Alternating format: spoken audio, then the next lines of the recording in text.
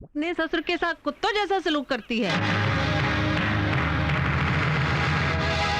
लोग तो कहते हैं कि तुम्हारे ससुर ने तुमसे तंग आकर दूसरी शादी की।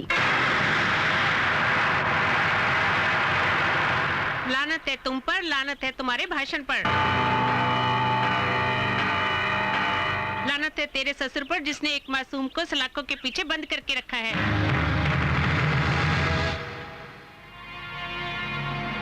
मालकिन, खाना खा लो। चले जाओ यहाँ से। मुझे रोटी नहीं जहर चाहिए, मुझे जिंदगी नहीं मौत चाहिए। दीनू काका, अगर आप मुझे सच्चे दिल से चाहते हैं तो मुझे इस जंगले से आजाद करा दे। मुझे जहर लाके दे दे दीनू काका, मुझे जहर लाके दे दे। अरे मालकिन, जहर तो हम भी ढूंढ रहे हैं। ना हमसे आपका दुख देखा जाता है और ना बाबूजी का। ये खाना तो खा लो। नहीं, तुम जाओ यहाँ से।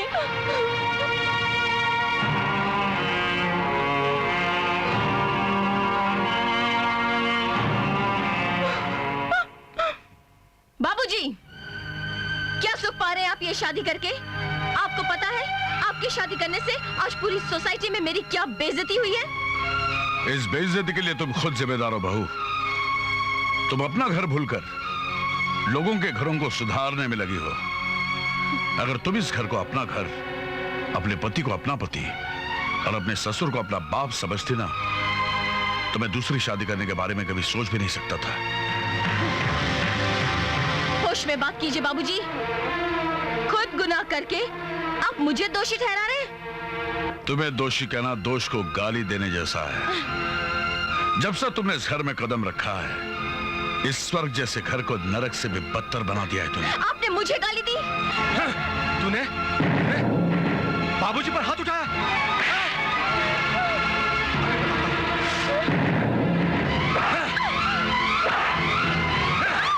मेरे बाबूजी पर हाथ उठाया तूने?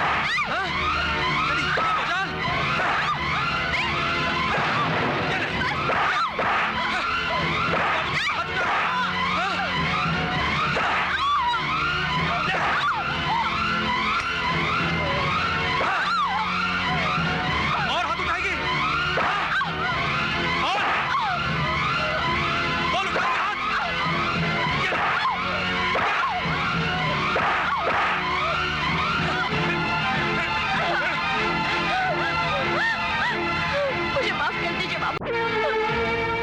इसकी पहली गलती पर तूने कोड़े बरसाए होते तो आज तक इन मुसीबतों का सामना मुझे नहीं करना पड़ता। इसे माफ कर दे, माफ कर दे इसे। कमिश्नर साहब, श्यामलाल की हरकतों से हमारी बहू बेटियों पर बुरा असर पड़ता है। उसे कहिए अपनी हरकतें बदल दे, नहीं तो जंगल में चला जाए अपनी बीवी को लेके। यहाँ आसपास कोई ना हो। आप घबराइए मत, मैं श्यामलाल को समझाऊंगा। ये बात मुझ पे छोड़ दीजिए। जी ओके, थैंक यू सर। आप जा सकते हैं। Thank you. तो एक काम कर, चांदनी के बाप को बुला ले, उसको कह दे कि अपनी बेटी को मायके लेके जा। नहीं रामलाल, हमारे खानदान में लड़की को मायके भेजने की परंपरा नहीं है। तेरी मर्जी।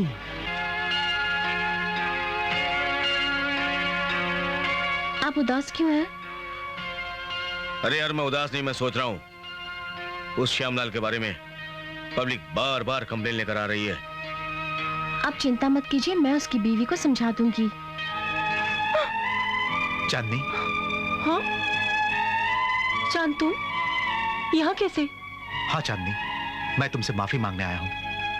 माफी? किस बात की? क्योंकि मेरी वजह से तुम्हें बहुत कष्टों का सामना करना पड़ रहा है। मैं जानता हूं कि एक शादीशुदा औरत की तरफ आंख उठाकर देखना बहुत बड़ा गुनाह होता है, और यह पाप मुझसे हुआ है। नहीं चांद, मुझे माफ कर दो। नहीं नहीं, मुझे माफ कर दो चांदनी, मुझे माफ कर दो। नहीं चांद, नहीं। हाँ? हाँ? हाँ?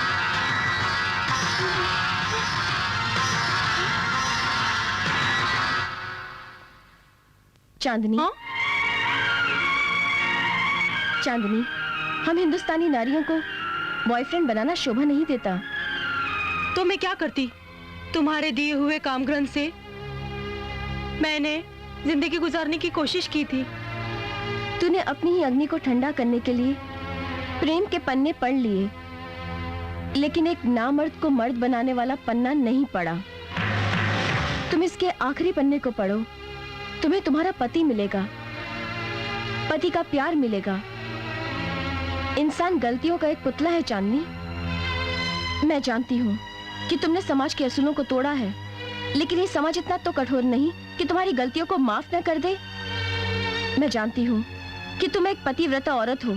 तुझे काम की आग ने समाज के रीति रिवाजों को तोड़ने पर मजबूर किया है। चांदनी, सुबह का भूला हुआ अगर शाम को घर आ जाए तो उसे भूला नहीं कहते। लेकिन चांद और हम एक दूसरे से बहुत प्यार करते हैं, और उसके प्यार को मैं कैसे भूल जाऊं?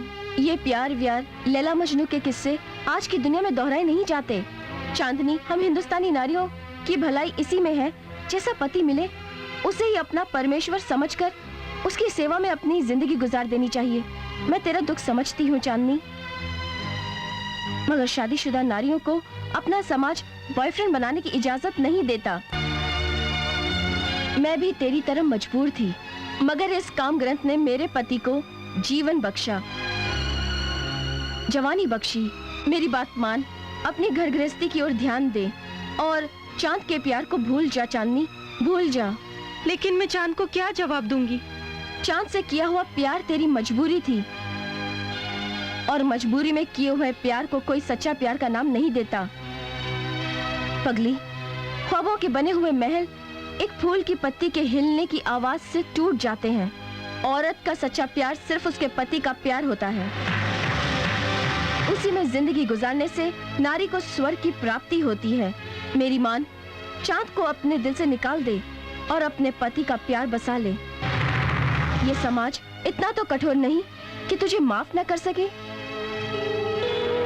बहन, तूने एक भटकी हुई नारी को कर्तव्य की रोशनी दी है। मैं तेरा ये एहसान जिंदगी भर नहीं भूलूंगी।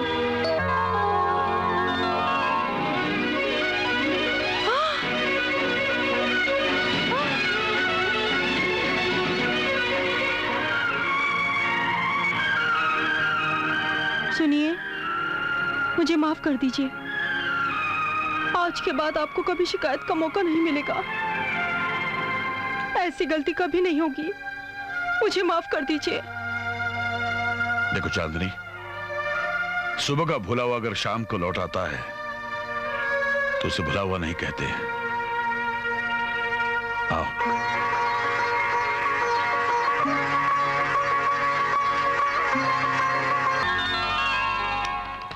शराब इंसान को कमजोर करती है। इस कामग्रंथ के नुस्खों का प्रयोग करने से पहले औरत को चाहिए कि वो अपने पति को शराब से मुक्ति दिलवाए।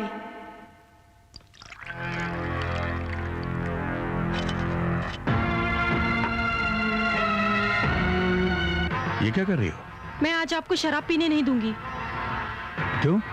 क्योंकि ये कामग्रंथ में लिखा है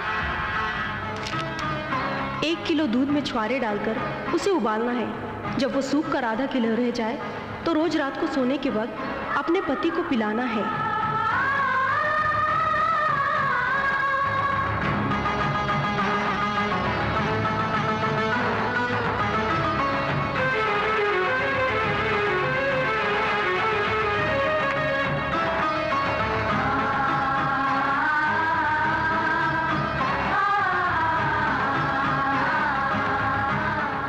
दूध में चुटकी भर केसर मिलाकर उसमें छोटी इलायची डालकर उसकी रबड़ी बनाकर रोज सुबह शाम अपने पति को खिलानी है।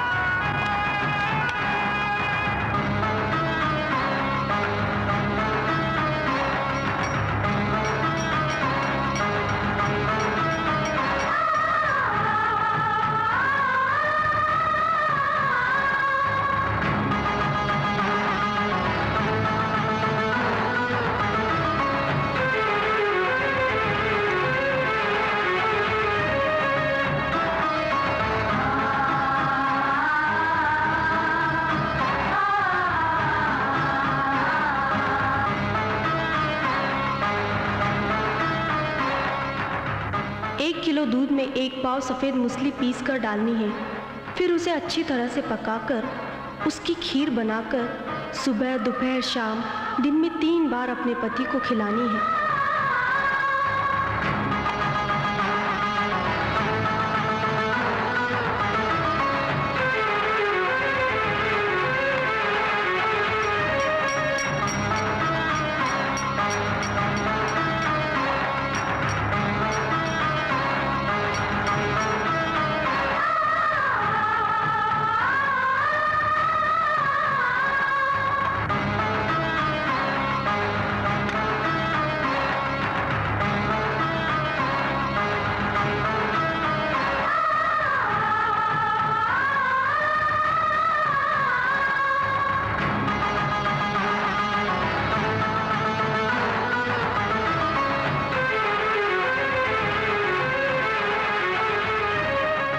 नुस्खों का प्रतिदिन प्रयोग करना है। किसी भी किस्म की कोई कमी नहीं रहनी चाहिए।